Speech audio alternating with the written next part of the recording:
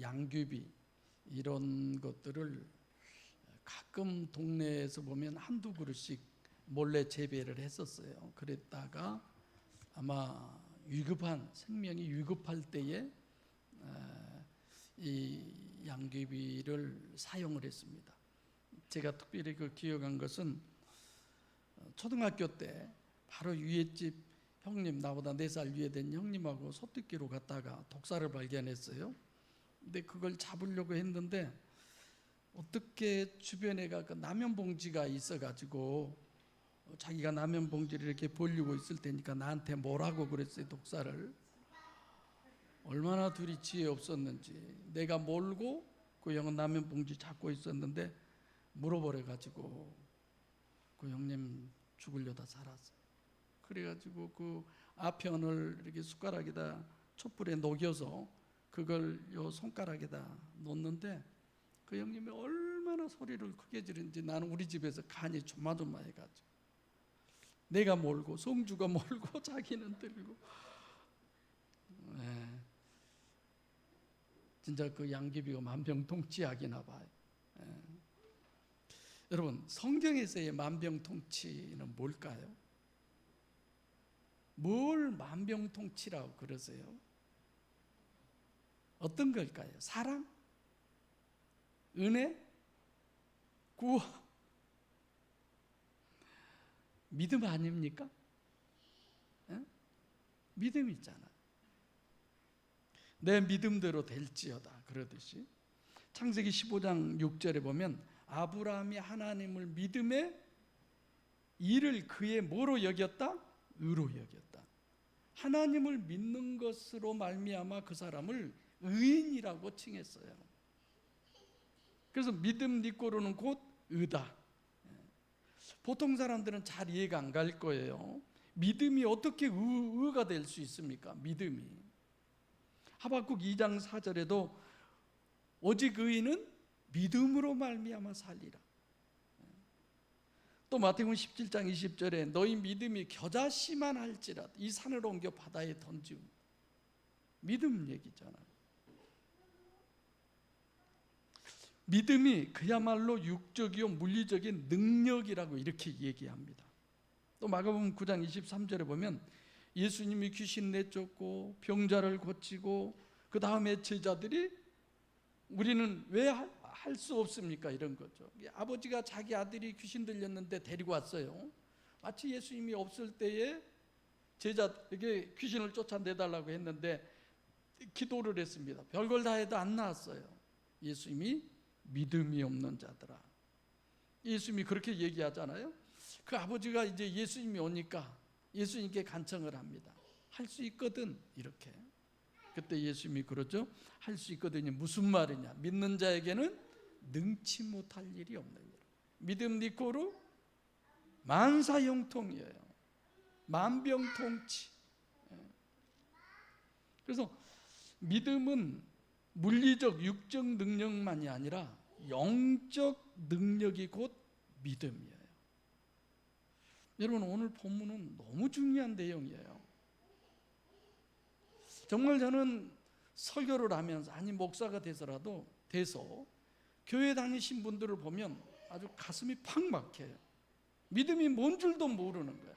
그리고 평생 신앙생활하고 천국 가겠다고 그러고 믿음을 몰라요. 예수도 모르는데요.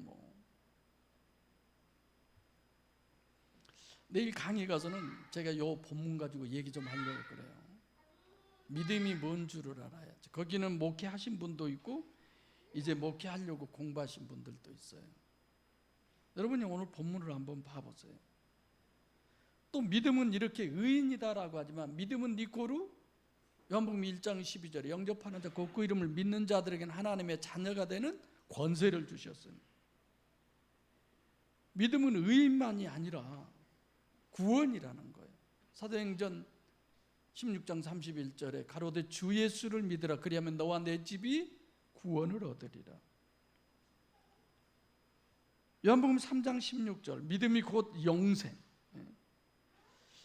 이렇게 만병통치 같은 것이 성경이 말씀하신 믿음이다. 그렇게 정의를 내려도 조금도 틀리지 않습니다.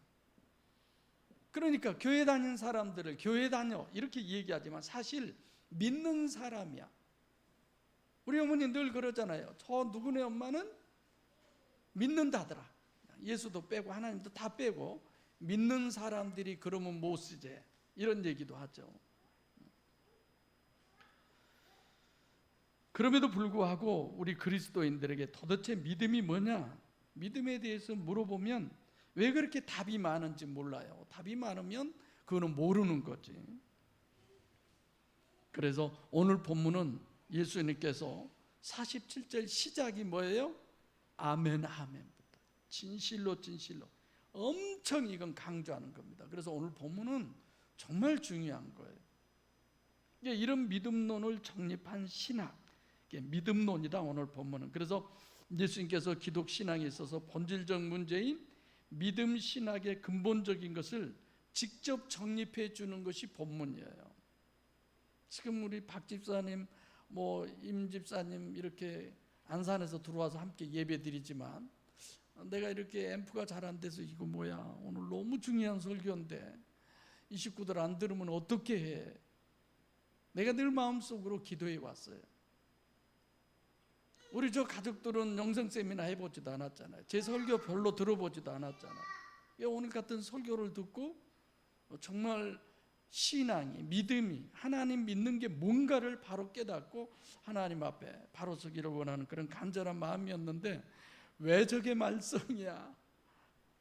사단이 정말 이렇게 역사를 하나? 막 이런 생각을 했었죠. 엄청 조마조마했었죠. 자, 41절부터 51절까지가 한 단락이에요. 그렇죠? 한 문맥인데 이걸 한 단락으로 하기에는 너무 중요한데 다 할 수가 없어서 제가 두 단락으로 나누어서 말씀을 드리는 겁니다.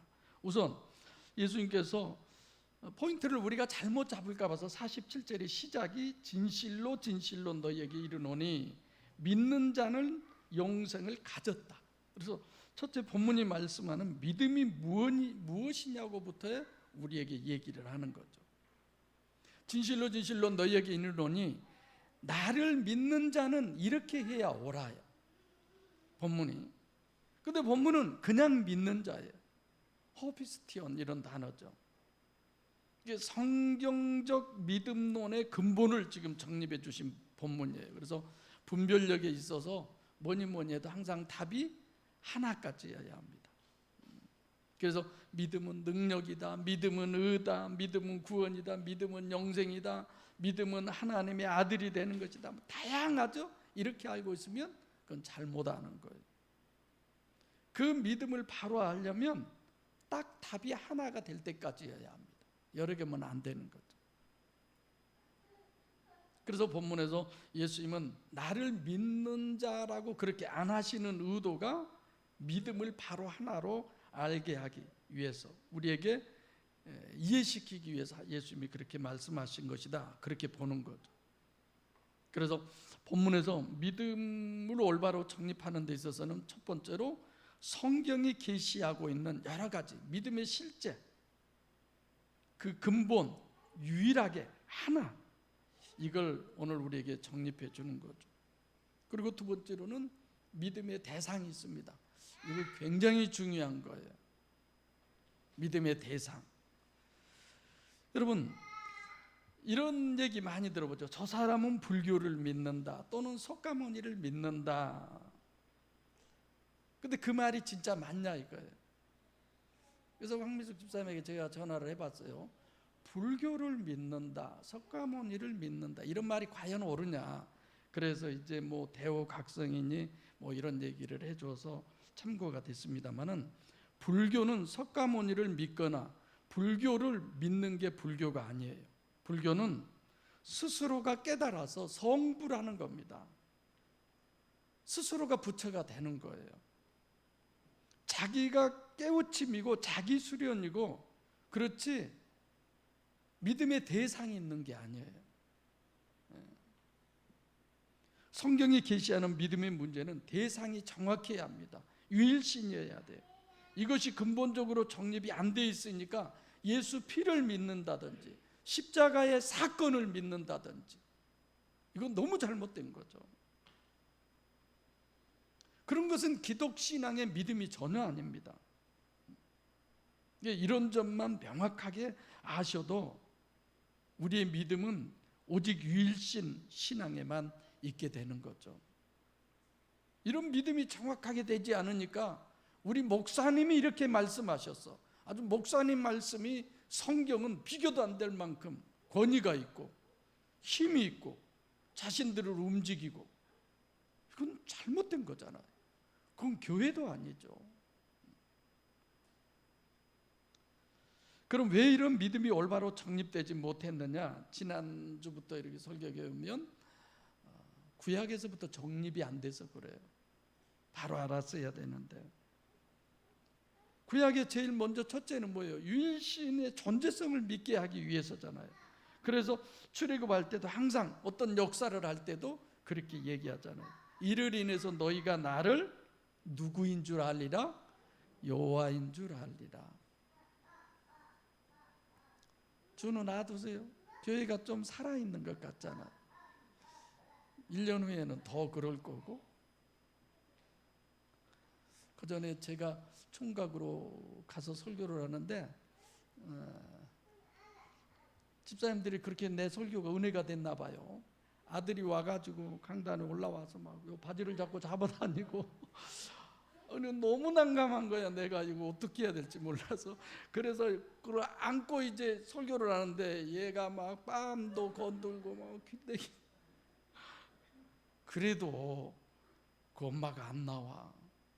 보기가 좋았나 봐요. 다 웃고 그래도 안 나오더라고. 그래서 내가 어떻게 했겠어요? 너무 안 돼서 내려나가 엉덩이를 하나 탁 쳐서 엄마한테 가! 그리고 보냈죠. 주는 거 와서 저렇게 생명력을 줘서 참 좋네요. 본문은 이래요. 두 번째로는 믿는 자는 영생을 앞으로 가질 것이 아니라 지금 소유했다고 그래요. 영생을 소유했다는 말씀의 의미가 뭐냐?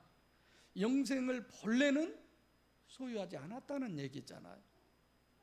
자, 여러분들은 영성 세미나나 창세기를 해서 제가 이렇게만 얘기해도 충분히 이해하시리라고 생각해요. 지금 믿음으로 말미암아 영생을 내가 가졌다라고 하는 것은 갖기 이전에 갖지 않았다라는 얘기가 되잖아요. 그러니까 믿음이 믿음론뿐만이 아니라 실제로는 영생 소유에 대해서 오늘 본문은 우리에게 얘기하고 있습니다. 우리가 성경을 잘못 알기 쉬운 것은 영생이다 그러면 예수 피로 말미암아 죄 사함 받으면 내가 영생한다, 그런 논리 아니에요. 현재 네가 믿으면 현재 네가 영생을 소유했다라고 얘기를 합니다. 그러니까 마태복음 25장에 보면 열처녀 비유가 나오죠. 슬기로운 그 다섯 처녀는 등불을 가지고 있었고 등불 위에 뭘 더 가지고 있었어요? 기름을 더 가지고 있었어요. 미련한 다섯 처녀는 등불은 가지고 있었을 때 더 가지고 있어야 할 기름을 갖고 있지 않는 거예요. 그 기름을 지금 오늘 본문으로 보면 뭘 소유했다고 얘기할 수 있어요? 영생을 소유했다고 얘기할 수 있어요. 그래서 지난주에도 역시 구약에 대해서 우리가 알아야 신약 이런 말씀을 여러분들에게 드렸는데 왜 그래요? 영생 소유론 때문에. 그래서 구약에서는 하나님께서 사람을 설계하고 창세기 2장 7절에 보면 그러잖아요. 여호와 하나님이 흙으로 사람을 지으시고, 여기까지가 완전한 사람이에요. 흙으로 지으셨다라고 하는 건 겉사람, 뱁새인 육체 우선 이런 거죠. 거기에 그 코에 뭘 불어넣어요? 생기를, 성령을.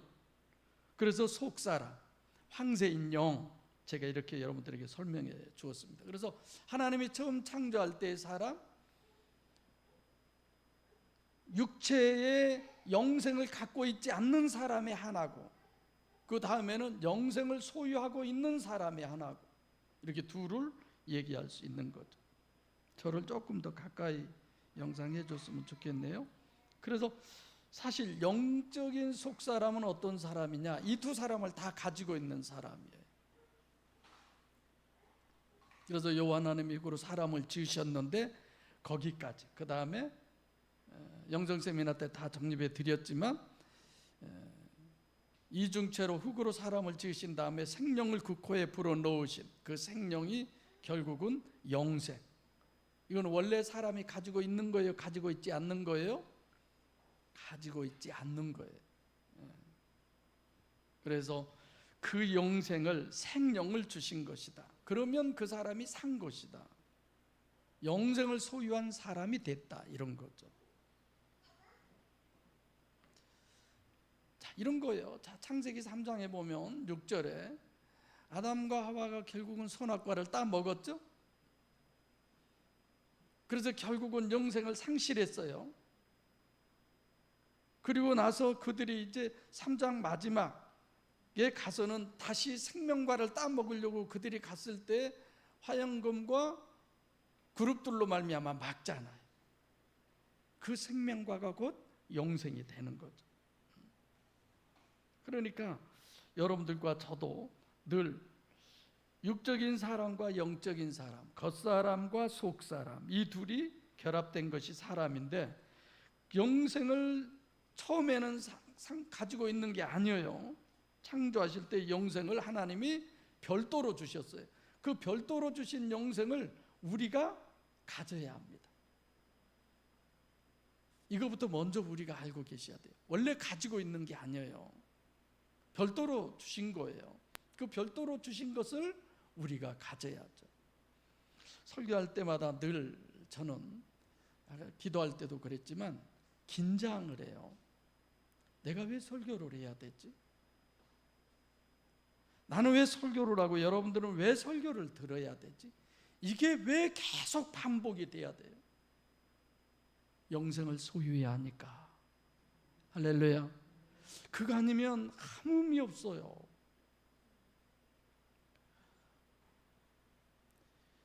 늘 제가 이번에 그 방송국에서 누군가를 위해서 기도를 하는데,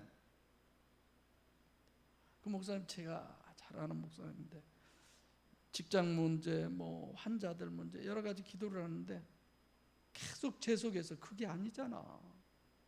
그게 아니잖아.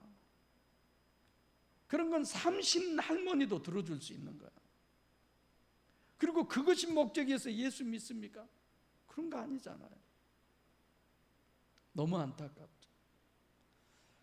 말씀을 전하고 또 전하고 나서도 늘 생각하는 게, 제가 설교학 교수여서 내가 왜 설교한 줄 아느냐, 여러분들 왜 설교하려고 그러느냐, 하나님의 말씀을 전해서 듣는 이로 말미암아 변화되고 새로워지고 그 안에 하나님 모셔서 구원받게 하는, 그래서 성령의 열매를 맺게 하는 그 일을 하는 게 설교하는 거 아니냐.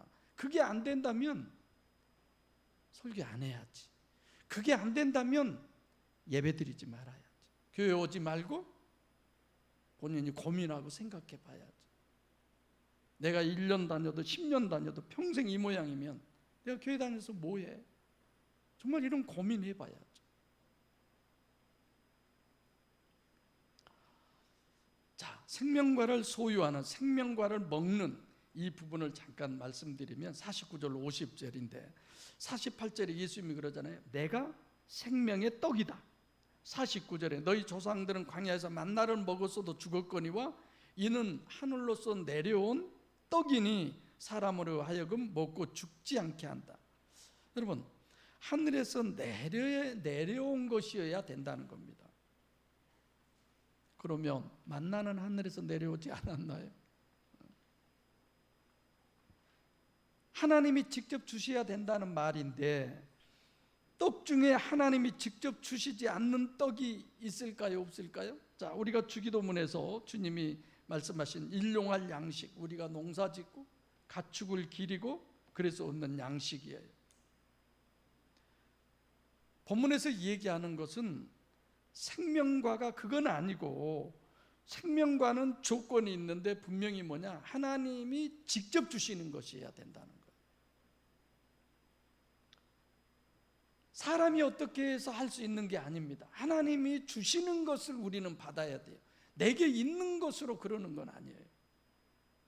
그래서 베드로도 기도할 때 그러잖아요. 내게 있는 것으로 내게 주는 이는 하나님에게로부터 직접 받은 것을 안전뱅이에게 주잖아요. 자기 것이 아니잖아요. 너희 조상들은 광야에서 만나를 먹었다고 그러시는 거예요. 만나도 하나님이 직접 주셨어요. 그럼 광야에서 만나를 먹였다는 의미가 광야에서는 다른 방법으로 먹을 수가 있어요? 하나님이 안 준 것 어떤 것도 먹을 수 없잖아요. 다 하나님이 주셨잖아요. 그래서 오직 하나님이 직접 주셔야 된다는 건데, 본문 요한복음 본문은 6장 1절부터 전부 다 오병이어 표적이 있죠. 계속해서 이제 옵니다. 그러면서 광야에서 너희들이 먹은, 조상들이 먹은 만나는 또 내가 오병이어로 너희에게 이거 전부 다 직접 준 것이다. 그런데 생명과를 말씀하시면서 왜 이 만나를 얘기하느냐 이거예요. 서로 둘의 신학에, 이거 둘의 신학에 대해서는 뭐 얼마 전에도 설명을 해드렸는데, 생명과와 만나는 같은 점도 있고 다른 점도 있어요. 자, 하나님이 하늘에서 직접 내려주신 것은 같아요. 그렇죠? 그런데 만나는 생명과가 아니에요. 강의 시간에 좀 더 길게 하겠습니다. 만나는 먹어서 죽는 거예요. 하나님이 직접 주셨지만 그는 먹어도 죽어요. 생명과는 내가 곧 생명의 떡이다.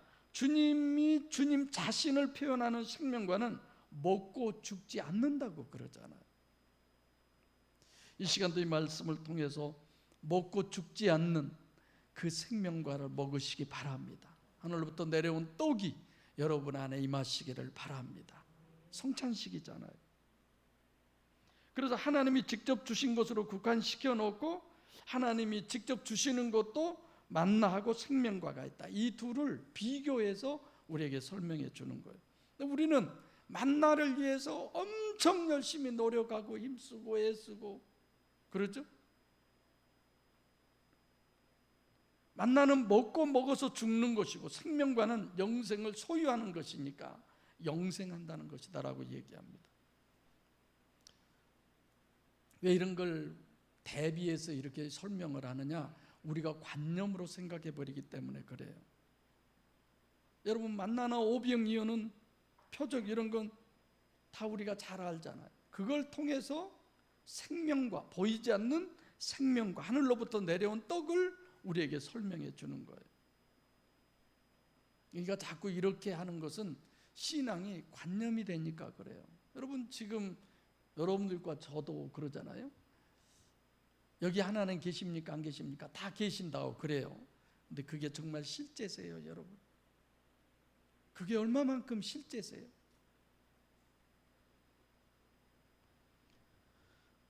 아무것도 아닌 돌을 가져다가 부처의 형상, 그 불교의 그게 부처님이 그렇게 닮았나요, 원래? 여러분, 우리가 교회에 대해서 뭐 성화라고 그래서 예수님 사진 있죠? 그거 다 가짜예요. 예수님 절대 그렇게 생기지 않았어요. 여러분들 누가 그런 걸 혹시 선물하면 그런 거 갖고 있지 마세요. 성경에는 가장 보잘것없고 흠모할 만한 아무것도 없다고 그랬는데, 물론 계시록의 부분은 대단하지만 돌을 그렇게 깎아서 부처님 모양으로 만든 거야. 그리고 거기에다가 합장하고 절을 하고, 그런 것이 꿈에라도 보일라 치면 나 부처님 봤다 꿈에, 이런 거 있죠? 이게 관념과 실제에 대한 부분을 우리가 정말 많이 생각해야 합니다. 그전에 우리 교회 전사님 한 분이 저한테 와서 그런 얘기를 하더라고요. 어느 뭐 권사님과 집사님이 얘기하는데 저한테 얘기를 하길래 제가 그랬어요. 내 귀는 목사님 귀고 내 눈은 목사님 눈이니까 그거 생각하고 저한테 얘기하세요. 그러니까 뭐 별말 안 하더라. 그분들이 목사님께 불평이 많이 있는 것 같은데 한번 만나보십시오 이러더라고요. 성도 여러분, 하나님이 실제로 믿어지는 믿음이 있으시기를 바랍니다. 정말 그 믿음이 있어야 돼요. 중요한 것은 생명과를 먹으면 그때부터 불소자가 되는, 영원히 죽지 않는 존재가 되는 거죠. 예수 피로 죄 사함 받으면 죽었다가 부활하고 그런 얘기가 전혀 아닙니다. 요한복음 11장 25절에도 나를 믿는 자는 죽어도 살겠고 살아서 나를 믿는 자는 영원히 죽지 아니하리니. 여러분 마태복음 7장 13절로 14절에도 영생으로 들어가는 문은 좁고 협착해서 찾는 이가 적다 그랬어요. 그때가 언제예요? 현재잖아요. 현재. 철로 역정, 고진감래하고 평생 살다가 죽을 때 천국문에 들어가는 그런 내용이 아니에요. 그런 구원이 아니에요. 구원은 지금 내가 영생을 하는 겁니다. 할렐루야. 지금 내가 하나님을 영접하는 거예요. 지금 내가 그분을 소유하는 거예요. 물론 육체는 죽습니다. 그러나 우리의 영은 영원히 죽지 않는다는 말씀이죠. 사람이 영원히 죽지 않는 게 아니라. 그래서 예수님께서 생명과 영생을 소유하는 것은 현재적으로 내가 생명과를 먹음으로 말미암아 생명과를 소유함으로 해서 이제부터 영원히 죽지 않는다, 그 얘기를 우리에게 하는 겁니다. 그래서 51절에 나는 하늘로서 내려온 산떡이니 사람이 이 떡을 먹으면 영생하리라. 하늘로서 내려온 산떡이니 사람이 이걸 먹어야 영생한다는 거예요. 이 논리가 너무 놀라워요. 여러분 생각해 보세요. 하나님은 식물이나 동물이나 인간, 생물체뿐만이 아니라 지구상에 존재하는 모든 무생물도 그것이 살아 움직이고 활동하려면 반드시 내 몸 밖에 있는 것이 내 몸 안으로 들어와야 돼. 그렇지 않는 게 없습니다. 오늘 조 집사님은 왜 저렇게 빵을 또 많이 가지고 오셨어요? 저 빵 들고 오셨어요? 차에 싣고 오셨죠? 그 차를 움직이려면 그 안에 뭘 넣어야 돼요? 기름이 들어가야 돼요. 뭔가가 안으로 들어와야 돼요. 에너지 파워를 내가 소유해야 돼요. 이건 예외 없는 법칙이에요. 다르게 말씀드리면 육적인 인간, 육적으로 우리가 살려면 가만히 있으면 못 살아요. 몸 밖에서 내가 뭔가를 별도로 내 안에 집어넣어야 돼요. 그래야 내가 살 수 있습니다. 그것이 공기, 물, 떡, 이걸 반드시 받아들이게 하나님은 다 설계해 놓으셨어요. 이게 법칙이에요. 이건 생명체뿐만이 아니라 방금 얘기했던 자동차도 마찬가지죠. 어떤 것도 살아서 만약에 밖의 것이 속으로 들어가지 않으면 살 수가 없습니다. 그래서 제가 여러분들 식사를 같이 하거나 뭘 먹을 때 혼자 그런 기도를 하죠. 오늘도 그렇죠. 하나님, 이것이 내 속에 들어가듯이 하나님을 내가 먹는 축복이 오늘 또 있게 해 주옵소서. 제가 식사 기도할 때 항상 빼놓지 않고 기도하는 기도 있죠. 뭐래요? 여러분들의 보통 저녁 식사할 때 내가 그러지만 목양교회 성도들의 저녁 식탁 위에 주님이 함께 하셔서 주님을 먹는 식사 시간이 되게 해달라. 저 항상 그런 마음으로 기도해요. 그거 안 되면 아무 의미 없습니다. 그러니까 사람을 이중적으로 하나님이 창조해 놓으셨는데 겉사람인 육적인 사람과 또 하나는 속사람인 영인 사람, 두 개 다 마찬가지예요. 살려면 뭔가가 밖에서 안으로 들어와야 돼요. 고린도서 4장 18절에 보이는 것은 잠깐이요, 보이지 않는 것은 영원함이라고 했습니다. 보이는 건 다 썩어 없어지게 돼 있어요. 죽게 돼 있어요. 그래도 그것이 안에서 밖에서 안으로 들어와야 돼요. 어느 시점까지는. 그리고 썩어 없어질 육체가 활동하는데 필요한 양식은 썩는 양식이에요. 썩는 양식도 썩어서 썩는 육체를 활동하게 하고 썩는 육체와 함께 언젠가는 다 썩어집니다. 그런데 주님의 논리는 썩는 육신이 살고 썩는 육신이 활동하려면 반드시 썩는 양식이 들어와야 된다는 거예요.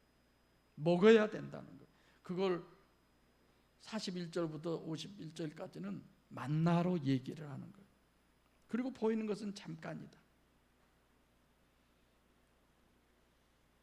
히브리서 9장 27절 말씀처럼 한 번 죽는 것은 사람에게 정한 것이요, 정해져 있어요. 여러분들도 저도 마찬가지예요. 그러나 보이지 않는 영, 그 영은 양식이 없어도 영생하는 게 아니에요. 이게 대단히 중요한 거예요. 여러분들이 이번 코이노니아를 얼마나 진지하게 하셨는지 모르지만 정말 오늘 본문은 중요한 내용이에요. 내 영이 살려면 죽지 않는 영존하는 내 속사람이 살고 활동하는 데는 없어지지 않고 살아있는 영원한 영존한 양식이 우리에게는 필요합니다. 그래서 그 양식이 뭐냐? 그것이 믿는 건데 그 믿음이 뭐냐? 그 양식은 예수님이 내가 하늘로부터 내려온 산 밥이라고 그랬잖아요. 그분이 바로 우리의 밥이에요. 하나님을 믿는다는 건 내가 그 밥을 먹는다는 말입니다. 할렐루야. 그걸 먹어야죠. 먹으면 에너지가 나죠. 먹으면 힘이 나야죠. 그러니 하나님다운 삶이, 그래서 성령의 열매가 우리에게 맺혀지는 거잖아요.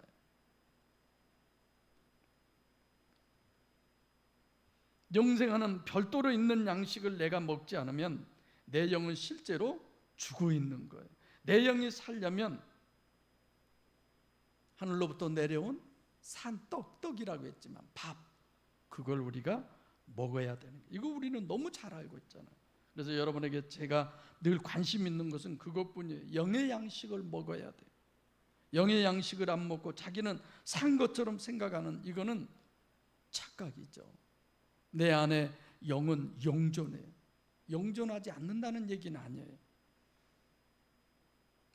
나는 하늘로서 내려온 산떡이니 사람이 이 떡을 먹으면 영생한다. 그럼 이 떡을 먹지 않으면 영생하지 않을 뿐만이 아니라 현재의 영이 죽고 영이 활동하는 것이 아니죠. 그는 육의 삶뿐이죠. 근데 이래요. 51절 그 위에 쪽 부분 같으면 우리가 충분히 이해할 수 있어요. 근데 이제 나머지가 문제예요. 뒷부분에 보면 나의 줄떡은 곧 세상의 생명을 위한 내 살이로라. 우선 내 살이라고 그래요. 뭐가 내 살일까요?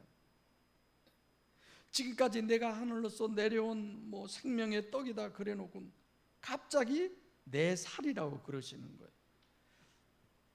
여기서의 살, 사르크스, 이건 고깃덩어리나 마찬가지예요. 내 고깃덩어리다, 직역하면 이런 뜻이에요.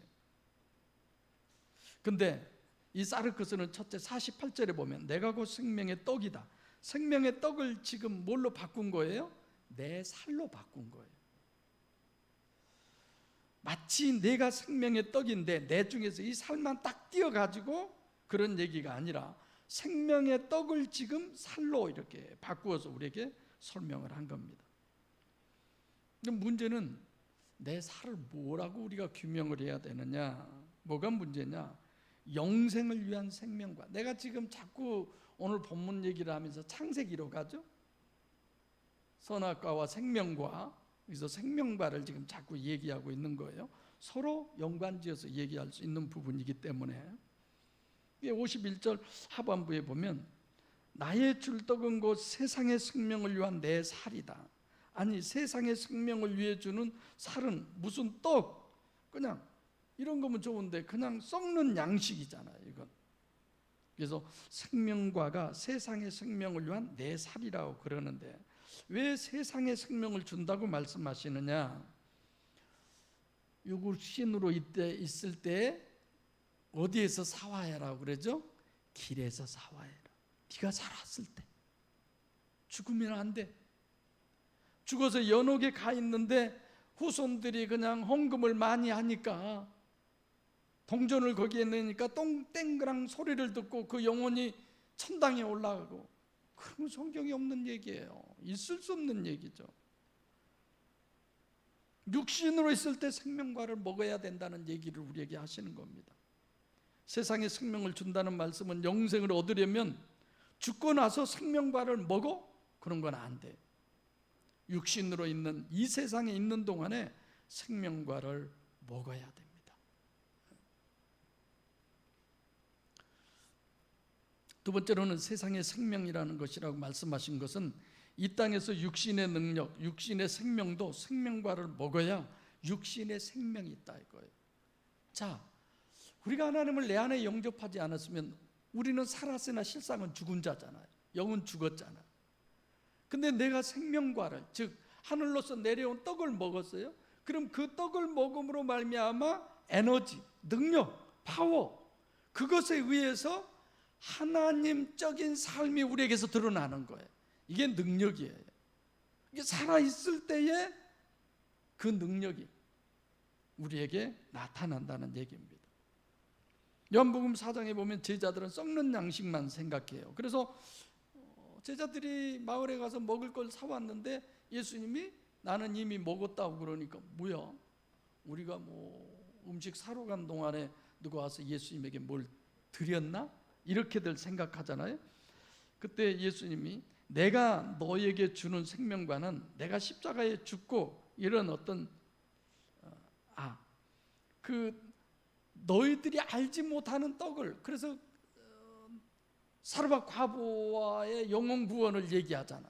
예수님이 거기에서의 예수님의 양식으로 얘기를 해서 생명과는 썩는 양식에도 절대고 육체에도 절대고 우리의 영혼에도 절대다. 세 번째로는 예수님께서 왜 내 떡이라고 그러다가 느닷없이 내 살이라고 그랬느냐, 이 부분에 있어서는 내가 너희에게 생명과를 주는 이 부분은 결국은 예수님께서 십자가에 못 박혀 죽으시고 그 다음에 뭐예요? 부활하시고 그 다음 마지막 뭐예요? 보혜사로 우리에게 오신다는 거예요.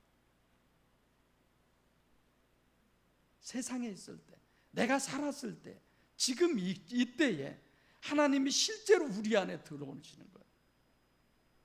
그래서 신들린 사람을 우리는 무조건 무당, 뭐 박수무당 뭐 이런 식으로 설명을 하지만 여러분들과 저도 하나님의 성령이 우리 안에 임하시면 신들린 사람, 그래서 너 하나님의 사람아, 성경은 이렇게 얘기하잖아요.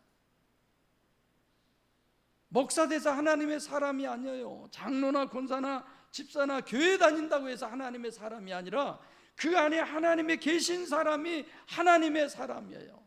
오늘 나왔어도 그 안에 하나님을 영접한 사람, 하늘로부터 내려온 이 떡을 먹는 사람이, 영생을 소유한 사람이 하나님의 사람입니다. 할렐루야. 그 사람이 되는 거죠. 그래서 오늘 저는 제목을 그렇게 잡았어요. 주 예수를 믿는 자. 주, 우리가 2000년 전에 이 땅에 육신을 입고 그 육신 자체가 아니라 보혜사이신 주님, 그 주님이 우리 심령 안에 임재하신, 사도행전 16장 31절에 주 예수를 믿으라, 그 주님. 그래서 주 예수를 믿는 자, 호예수죠. 이중체인 신인 메시아 중에 하나님 예수를 믿는 자. 그래서 믿음론을 정립한 사람이 마태복음 17장 20절처럼 산을 옮기는 그 말씀이 이제 어떻게 돼요? 실제가 되는 거예요. 그래서 구약에서 신학을 완벽하게 정립하고서 그 성취를 신약에서 확인할 때 내 체험도 실제적 신앙이 되는 거고, 그렇지 않으면 아무리 체험해봐야 아무 의미 없어요. 성경을 모르고 자기의 어떤 느낌이나 생각 속에서 하나님의 응답으로 하나님의 음성을 들려주시고 기도 응답 받았다고 그러고, 너무 가짜들이 겉만 예수 믿고 겉만 교회 다니고 이런 허울 좋은 존재들이 수두룩해요. 사랑하는 목양교회 성도 여러분, 오늘 본문에서 얘기했듯이 예수님께서 그렇게 얘기하잖아요. 나는 하늘로서 내려온 산떡이니 이 떡을 먹으면 사람이 영생한다라.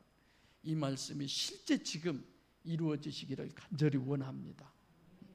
이 얘기하려고 오늘 설교를 저는 한 거예요. 누가 뭐래도 실제로 믿어져야죠. 그래야 정말 생명과를 소유하는 것만이 영생이다, 그게 실제가 되는 거고, 그래서 보혜사 성령을 내가 사모하게 되고 원하게 되고, 무감지 무지 무식의 보혜사 성령을 내가 어떻게 해야 실제로 인식하고 그분을 영접할 수 있을까? 내가 어떻게 해야 그분과 화목할 수 있을까? 내가 어떻게 해야 그분을 내 안에 모시고 성전으로 내가 이 땅에서 살아갈 수 있을까? 고민 아닙니까? 영의 실제성은 내가 믿는다고 소리쳐서 되는 거 아닙니다. 교회를 오래 다녔다고 해서 되는 거 아니에요. 정말 보혜사를 신학으로 정립하고 또 세미나로 이렇게 정립하고 영의 실체성이 믿어질 때 내가 실제적 신앙이 되는 것이고, 내가 실제적 영생을 소유한, 그래서 세상이 감당할 수 없는 그런 종말의 승리자가 여러분과 내가 돼야지. 조금만 무슨 일이 있어도 넘어지고 흔들리고, 언제까지 우리가 그래야 합니까? 이거는 정말 목숨을 걸고라도 꼭 이루어야 될 일들인데, 이런 일들에는 별로 관심도 없고 고민도 없고, 정말 이런 일들이 생기면 식음을 전폐하고 내가 어떻게 해야 이 떡을 먹을 수 있는가를 하나님 앞에 매달리고 목숨 걸고 항의도 해보고 데모도 해보고 하나님 앞에 그래야 되는 거 아닙니까? 썩어 없어질 그 육체에 하나님의 말씀보다는 죽어서 아무도 없는 그 의미 없는 소리에 쓰러지고 넘어지고 좌절하고, 아직도 그런 신앙은 아니어야죠. 적어도 목양교인들은. 오늘 또 영의 실체성에 대한 이 믿음에 대해서 우리들이 정립되어진 줄 압니다. 주님께서 51절에 말씀하셨듯이 나는 하늘로서 내려온 산떡이니 사람이 이 떡을 먹으면 영생하리라. 나의 줄떡은, 주님은 이 시간도 자신을 주고 있습니다. 그 주님을 받는 그 축복이 우리 모두에게 있기를 소원합니다. 기도하겠습니다.